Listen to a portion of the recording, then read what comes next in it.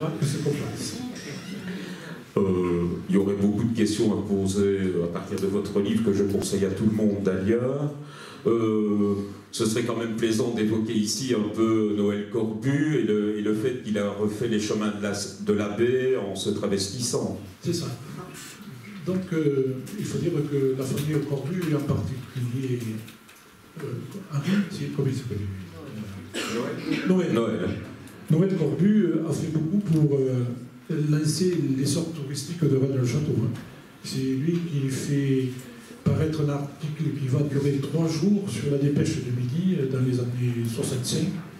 Et donc, 56 encore beaucoup plus tôt. Et donc, il va faire apparaître cet article et d'un coup de pioche, l'abbé Saunière a découvert le trésor de Blanche de Castille.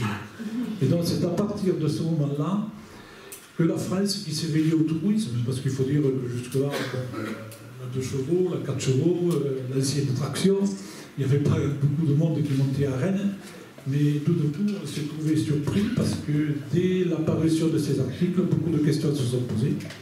Et je ne dirais pas que toute la France a couru à Rennes, mais beaucoup de gens de départements limitrophes venaient à Rennes et s'intéressaient déjà à ce fameux article de Noël Corbu, qui donc, lui, a été le ferment, disons, du départ de l'affaire Béranger-Saunière telle que nous la connaissons aujourd'hui. On parlait de dégâts dans l'église. Ce qui est peut-être moins connu, c'est le vol de la statue de Lourdes, qui était au-dessus du pilier wisigothique. Alors ça, c'est le premier événement qui, disons, a commencé à nous interroger, mais dont pas grand monde ne s'était finalement aperçu. Alors, il s'agit de la statue qui se trouvait à ce moment-là sur la croix dite wisigothique, c'est-à-dire le petit square qui est devant le porche de l'église, à gauche. Et donc maintenant vous avez un facsimilé de la croix avec une vierge. Mais ne croyez pas que cette vierge que vous avez là, c'est la vierge d'origine. C'est une vierge qui est pseudo-vierge, qui est quand même une vierge. Et donc elle a été volée. Et on ne sait pas pourquoi, et c'est tout simplement notre tante là, qui s'appelait Marguerite Capdeville, qui un jour, alors qu'elle était venue faire la fête du cochon, faisait sa visite au cimetière, comme elle le faisait habituellement, et qui, en passant, s'est aperçue au premier coup d'œil que la Vierge, ce n'était pas la même qu'elle avait vue précédemment. Et donc, quand elle est revenue à la maison, elle en a fait acte, et puis on a commencé à s'interroger.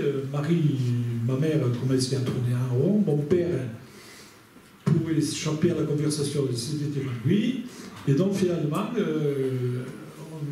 on a convenu qu'en effet, cette Vierge avait été volée.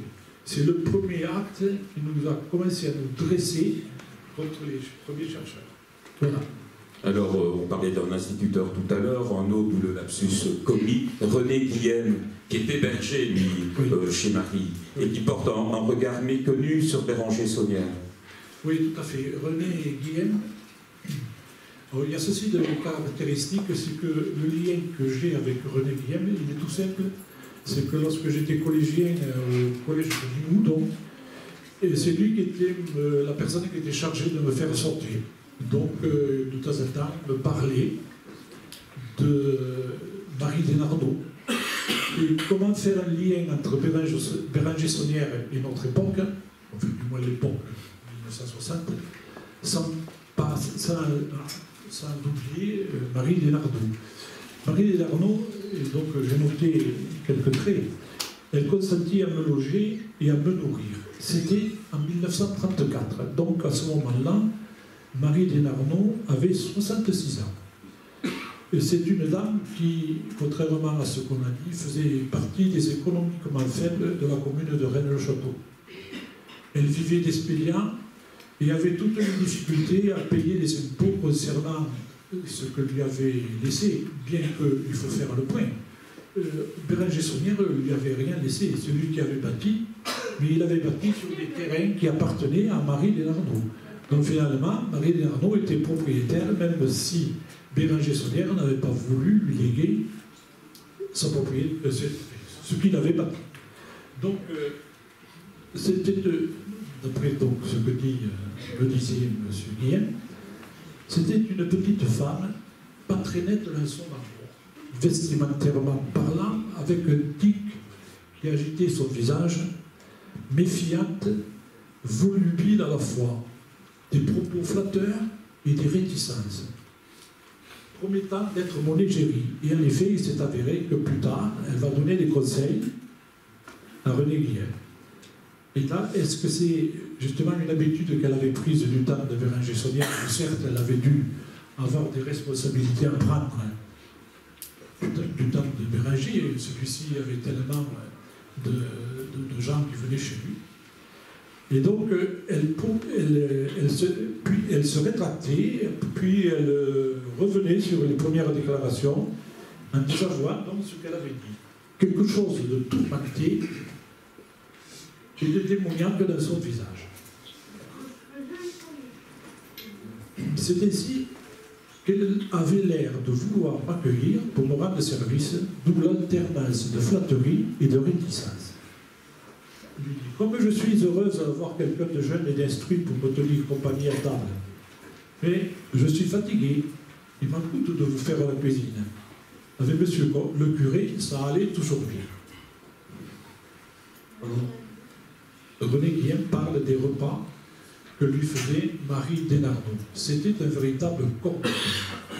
Des plats fins, succulents, une cuisine de luxe. Je comprends comment le curé soit mort avant d'avoir atteint ses 65 ans. Elle disait toujours, un bon vin, c'est monsieur le curé qui lui disait, un bon vin, disait monsieur le curé, réjouit le cœur de l'homme et n'a jamais déplu au cœur de la femme. Ça situe le problème. Son brio allait croissant avec la quantité ingurgitée. Puis on avait le droit au café et puis au pouce-café. Marie me soignait comme un homme de Dieu. Quand je vous vois arriver de l'école, il me semble que c'est monsieur le curé, vous lui ressemblez par le caractère fier et indépendant. Elle devait se retrouver 20 ans en arrière avec les prérogatives et l'inventivité culinaire que sa responsabilité lui procurait. Alors, il faisait des grillades de filets de canard, enrobées de cansalade, le tout enveloppé de sopalin. Elle cuisait la braise de chêne vert, des rousillous, à la persillade avec une pointe d'ail. Quelquefois le passé reprenait ses droits et le religieux sa prépondérance. Monsieur l'instituteur, c'est le carême. Tant pis, nous ne le ferons pas. Autrefois, monsieur le curé faisait venir des macreuses de la Nouvelle. La macreuse est considérée comme du poisson. Donc, indiqué que c'était du poisson, on pouvait en consommer. En réalité, la macreuse, je ne sais pas si vous le savez, en dehors du filet que l'on retrouve dans le bœuf, c'est un volatile qui vient des régions boréales et qui vient se nourrir de coquillages, et donc c'est pour cela qu'on le trouvait à la Nouvelle. En fait, c'était de se donner bonne conscience, car la macreuse, comme je vous l'ai dit, est un canard à plumage sombre et qui se nourrit donc du coquillage, c'est comme je vous l'ai dit. Dans l'ensemble, Marie mangeait peu. Elle se satisfaisait de préférence d'un verre de vin. 2 ans de ce régime me rendirent mal à l'aise. Une tendance nette à l'hypocondrie me gagna. De plus, les soucis familiaux, là c'est l'instituteur qui parle, de ma famille, affaiblie socialement, m'agiter, accentué par une société française en manque de réalisme et mon statisme mérité. Mademoiselle Marie fut désolée. Je goûtais à peine à la viande, dévorais les légumes, abandonnais le vin blanc et le pousse-café. Quelle désolation pour mon hôtesse. Allez, après on peut parler, puisqu'il était logé, de l'alcôve dans lequel il y avait le lit en bois, haut sur pied, aux lignes simples, sans fioriture, avec un bon matelas placé au fond d'une alcôve obscure d'une des chambres du presbytère me servait de refuge pendant la nuit. La Bessonnière l'avait échangé contre un cercueil. Il gisait là, près de moi, derrière le mur me séparait du cimetière. J'avais pris la place du vrai millionnaire. Je ne tardais pas à fuir la pénombre du presbytère, le bel éclairage des splendides panoramas sur les Pyrénées que l'on contemplait depuis l'école communale. Voilà de savoureuses anecdotes. Malheureusement, le temps nous est compté, puisqu'il y aura une mise en place pour le repas. On aurait pu parler également longuement du crâne percé, ce sera très certainement une autre occasion. Par contre, il y a des questions d'internautes qui sont répétitives, notamment Patrick Flamand, sous le pseudo d'Aesius pour les connaisseurs, pose une question que Chris Darkis voulait vous poser aussi.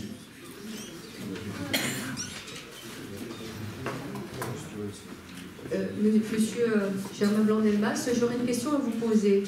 Dans un documentaire réalisé pour la mairie de Rennes-le-Château, lorsque vous évoquez la découverte de parchemins ou documents dans l'église de Rennes-le-Château, vous relatez à ce sujet que la Bessonnière aurait dit au maire de l'époque « j'ai des connaissances en latin, j'ai des notions en grec, mais je n'ai pas de connaissances en langue hébraïque. » Tout à fait, c'est ce qu'il a dit.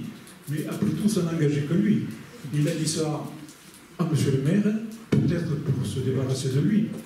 Mais enfin, en tout cas, il a dit, j'irai voir le curé de Bugarache qui a des connaissances hébraïques. Mais ça nous a laissé tout à fait interdit, mais il faut dire que il y a quelque chose qui m'a paru et qui s'ajoutait donc à la question que vous posez, c'est que sur le blason des Hauts-Poules, qui ont été les derniers seigneurs à habiter dans le château, sur la cartouche qui supporte les 6 coqs, puisque les Hauts-Poules, c'est 6 coqs qui sont représentés, il y a une étoile de David. Alors, c'est assez particulier, puisque cette étoile, c'est la propriété essentielle du sceau de Salomon, le 3e roi hébreu, fils de David. C'est à la mort de Salomon que le royaume s'étend en 2 parties, Juda et Israël. Les propriétés symboliques du sceau sont, dans la partie supérieure, l'esprit humain, en quête du divin, et représenté par le feu. Puis la partie opposée, l'Esprit Saint, descendant sur les fidèles, ou le monde matérialisé, soit l'air. Toutes les deux font partie de l'église alchimique, et là j'ouvre une parenthèse pour dire qu'une tour du château, la tour ronde, s'appelle la tour alchimique. Alors est-ce qu'il y a un rapport entre les deux? Je n'en sais rien. Évidemment, les Hauts-Poules, spoliés de leurs biens en 1212 par Simon de Montfort, et maîtres de Rennes en 1422 lorsque Blanche de Voisin épousa Pierre Raymond de Hauts-Poules, sont fort éloignés de l'épisode dont je vous parle. Mais ce qu'il faut savoir, c'est que le premier à avoir offert aux Juifs un État dans l'État, c'est Pépin le Bref, qui a eu beaucoup de mal à évacuer de la ville de Narbonne et de Septimanie en général les morts. Et il se fit aider par les Juifs. Et pour les remercier, Pépin créa une principauté juive indépendante en 768. Il eut donc un roi des Juifs en Septimanie sous le nom de Théodoric ou Thierry, et que les morts appelaient Makir Théodoric. Alors, vous allez me dire, mais qu'est-ce que c'est que ça a à voir avec Rennes-le-Château? Eh bien, tout simplement, c'est que cette union naquit Guillaume, qui sera le premier comte du Razès mis en place par Charlemagne. Le fameux Guillaume, valeureux combattant qui avait pris Barcelone au mort et que Charlemagne récompensa en le mettant à la tête du premier comté du Razès. Guillaume se retira ensuite à Gélone où il fonda l'abbaye qui porte encore son nom. Mais lors de sa composition, de sa canonisation, il fut relégué de ses origines israélites, ce qui d'un point de vue politique est le reniement de la promesse de de Pépin de France. Non, ce n'est pas le bon Guillaume. Le Guillaume dont on parle, c'est Guillaume de Rédé. Là, vous parlez du Guillaume d'Orange qui a mis ses jours à Saint-Guillaume. C'est le même, monsieur. Non, non, il y en avait deux. C'est pas le même. Bon, si vous permettez, je continue. Je permets. Alors, c'est Victor Sasser, qui avant ce que Gélone devint pendant que l'Académie juive y avait droit de citer, le centre d'études se consacra à Sainte-Marie-Madeleine. Il est utile de préciser, et c'est là où on retrouve Sommières, que celui-ci avait fait cadeau au frère d'Albiès, propriétaire privé du château, d'un lit à blason marqué d'une étoile de David. Alors vous voyez bien qu'il y a une liaison entre la découverte des parchemins dans l'hôtel, le premier hôtel de la chapelle de Sainte-Marie, et donc le blason de Haut. Voilà. Germain Blanc-Delmas, merci.